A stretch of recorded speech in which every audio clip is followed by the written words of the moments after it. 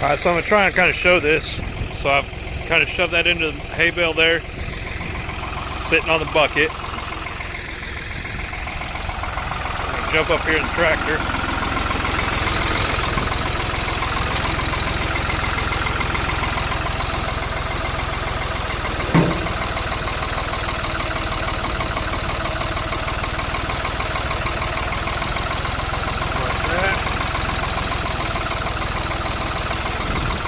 I've got rods sticking out of that side.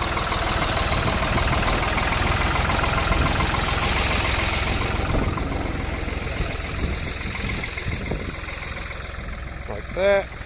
Rod sticking out of this side. I kind of missed the middle on this one. That's alright.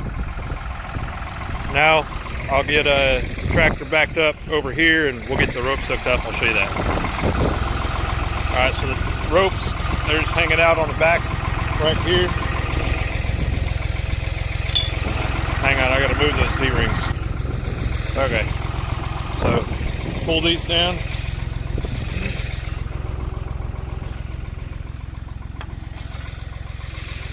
D-ring just like that.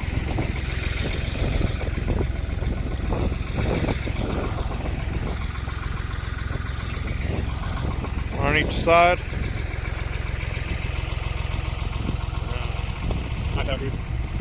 Ooh, it's cold. Hands aren't working very good. Okay, cut the net wrap. Come on.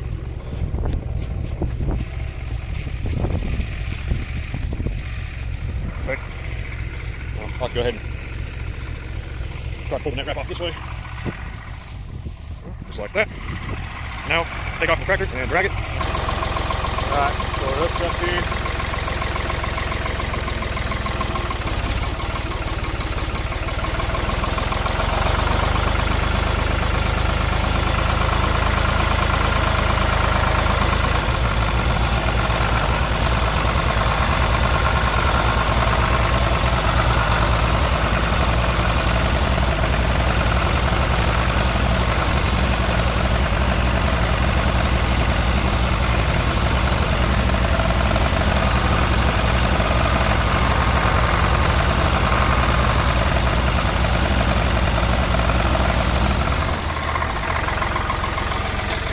Like that. So, you can see now, all the way back this way, that's an old hay bale. Cows don't seem to realize what's going on, so I guess they'll find it here in a minute. Cold hands. Yeah, so, I mean, that's that. Low tech, but you can see that works really well. So, I can unroll. Pretty cool. So I'll try and get their attention and get them over here so they can start eating on that. So it's nice that they weren't all up in my business while I was doing that. So, but they gotta come find it now.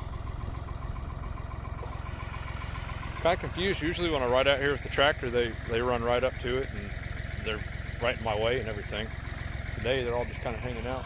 Walk over here real quick. Hang on. Most of them are right over here. Some of them on the other side of the trees here, these Bradford pears. They're all just chilling. It's probably because they've got plenty of good forage out here right now in this new pasture. This is one of the thickest Bermuda stands that I have. So we're gonna come. I got to move their troughs and stuff, and we'll get some feed out for them, and then. Like I said, I'll try and get their attention, get them over here to eat this hay. I may should have waited a day to put it out for them, but I figured with it being as cold as it is, they're going to need the protein that I'm about to give them and the extra energy and stuff that's in this hay. So, but they're kind of uninterested, so kind of odd. Kind of nice too, though, like I said. So, all right, let's go get the troughs moved. So I'll try to kind of show you guys this. The way these work, though, they come apart pretty easy. You just grab that, pull it back, go all the way. The legs come out. One. There's this one. Just like that. I think these will ride back here pretty good.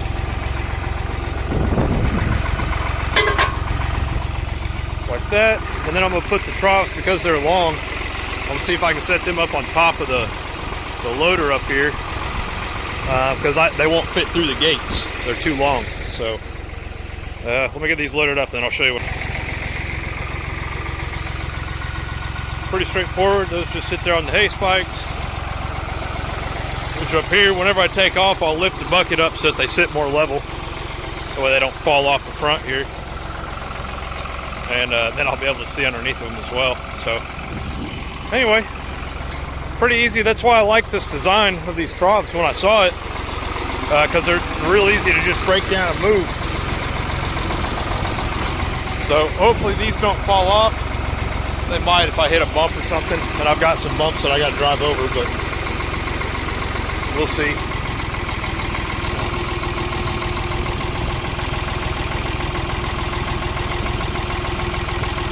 Get these up like this, and now they'll be able to go over the top of the fence. That way they don't actually have to go through the gate. If that makes sense, because they're longer. That one on top's 12 foot long.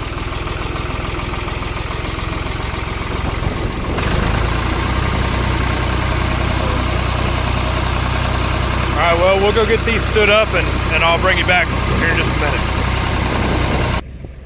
So to put these back up, it's the same thing in reverse. I don't know if I can do it with one hand. I'll try. Yeah, this will work. So just kind of set it in here.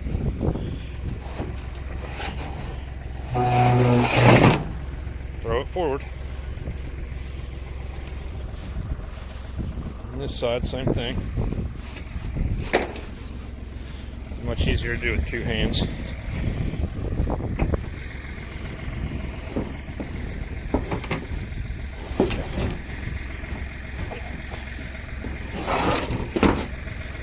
Just like that.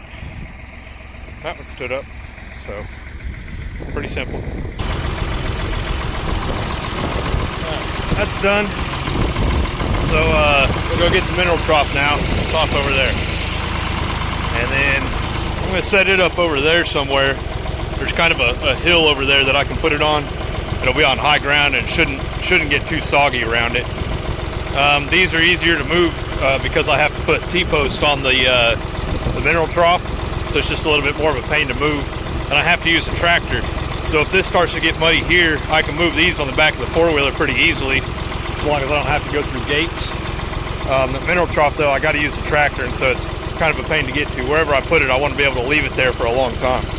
So off over here, like I said, there's kind of a high spot that I can set it up on.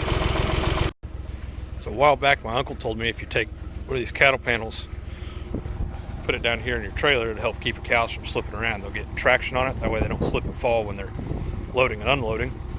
And I thought it sounded like a good idea, but I forgot to do it. And then whatever I bought these girls, that guy told me the same thing. He said, you know, just nail that down in the floor of your trailer to keep your cows from slipping around. I said, yeah, I got one. I intend to put it in there, and I forgot. And then I hauled 50 all the way into town, and I forgot. Today, I finally remembered to get this cattle panel put in here.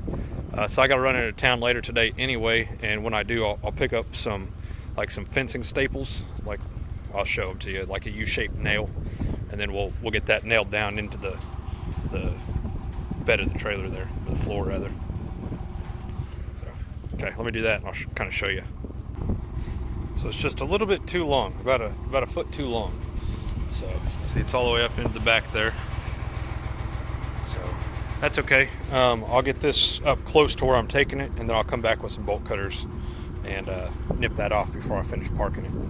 So anyway, that'll be good. And then, like I said, I'll run into town. I'll get some fencing staples and just kind of tack this down in here. That way it's not sticking up, because I don't want to trip on it. You can see where it's sitting on top of some poop over there. And I'll have to clean all that out.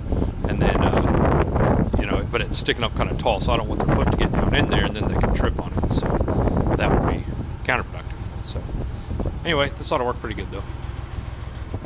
All right, back from running errands. Protein's out, minerals in the mineral trough. And while I was in town, I picked up the stuff I needed to fix this. not fix it, I guess, but just put the hose on my fuel tank here. So, and then I got that valve working properly. So this is ready. I just need to call the fuel people and get them out here, and they'll come fill this up for me, and I'll have farm diesel on hand. So I got bolt cutters. I'm gonna go cut the panel. So here's 33 right here. See the way her ears are still down, but she is acting much better. So she came up to feed when I put it out earlier to the protein, ran right up like she used to. So that's good.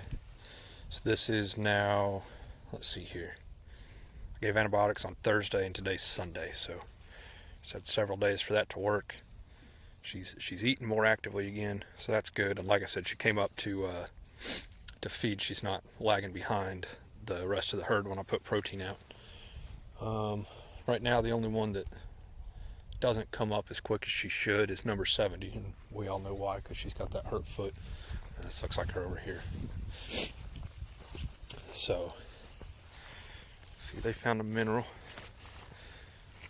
That's that orange Charlet cross over there, eating out of the mineral trough. No calves this weekend. Her and 34, I'm expecting any time. So I've been watching them real close, checked them. This would be my fourth time really to come out and look at them today. Keeping a close eye on them. They did finally find the hay over here. So there's still a lot of it there. They haven't eaten on it a whole lot, but they were eating it when I came out here to give protein. Number 70 there. She's kind of a crazy one. She's not as crazy as that Charlet cross that has a calf on the ground right now. She's mostly just afraid of me. This one here. But I'm not worried about her trying to charge me or anything like that other one. I get worried about her stomping me. So she's settling down a little bit, that Charlet, which is cool. But she still makes me nervous. So now she has a calf on the ground, though she doesn't come up real close to me very often. She'll kind of keep her distance, keep her calf away from me. Which, as I've said before, makes it hard to look at that calf, but keeps me from getting stomped into the ground, so I guess that's not a bad trade-off.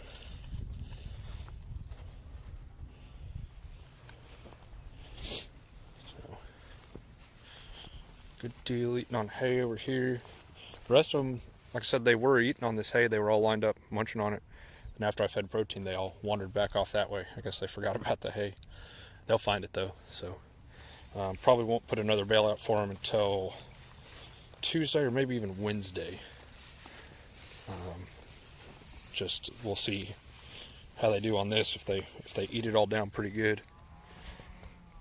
If they look like they need more, I'll give them more. Oh yeah. Milk bag's starting to fill out pretty good on Brahmin here. So this one's just kind of an experiment, as I've said before. I'm real anxious to see what kind of calf I get out of her.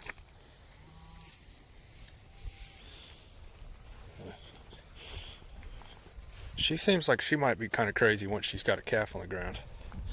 She's gonna think I'm following her. Let's walk over here and look at this Charlet, see how she's doing. Whoa. Brahmin followed me over here. This is the one that's got a calf on the ground. Charlet number 43 here. I don't ever call this one by an ear tag number because she doesn't have one. Doesn't have any earrings. Well, she does actually. She's got a one that helps prevent flies. You can see that. Not a big deal this time of year.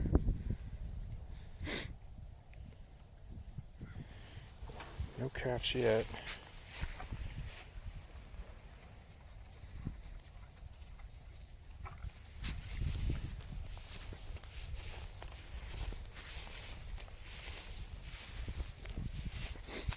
They're all figuring out there's mineral out here for them again. They didn't have any all day today, so they ran out yesterday. They didn't have any yesterday, and now it's late in the evening, so I just ran out. I usually buy that a few bags at a time, Hadn't made it to the store in a little while though, and they ate everything I had and needed more. So picked up more while I was in town today. One of the errands I had to run. Well, okay. I was hoping for a calf out of one of these this weekend, but didn't happen. It's all right. So I was hoping this weekend because, well, kind of hoping not this weekend because the weather was real bad.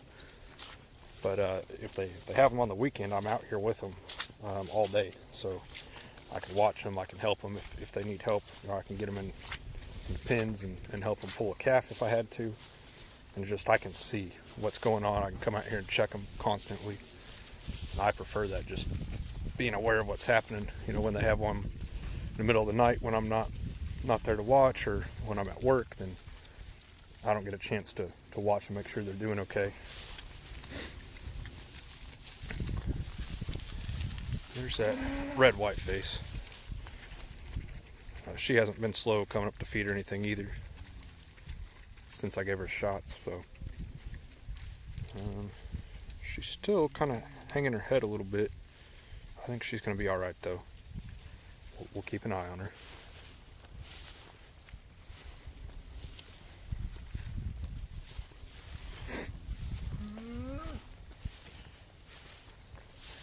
I love the look of these Charolais. I wish I had 50 of just them. I really like these red ones too though.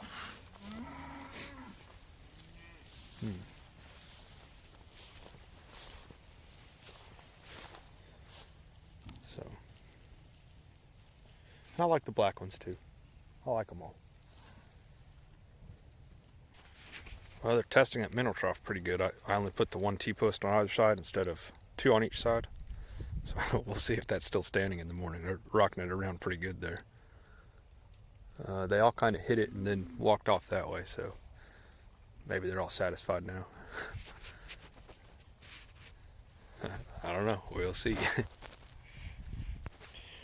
Okay, so it's all trimmed off. Bolt cutters do real good on these. You don't need bolt cutters as big as I have to cut this stuff. You can do it with like 10-inch ones. Those are just what I had available. So anyway, you can see how that'll look. I did forget to buy my little fencing staples, fencing tacks, whatever they're called. So we'll have to come back out here and finish this at some point before Friday. So, all right. Well, I'm gonna go get one last good look at the cows before I completely lose the light, and that'll be the end of Sunday. So we'll catch you guys on the next one.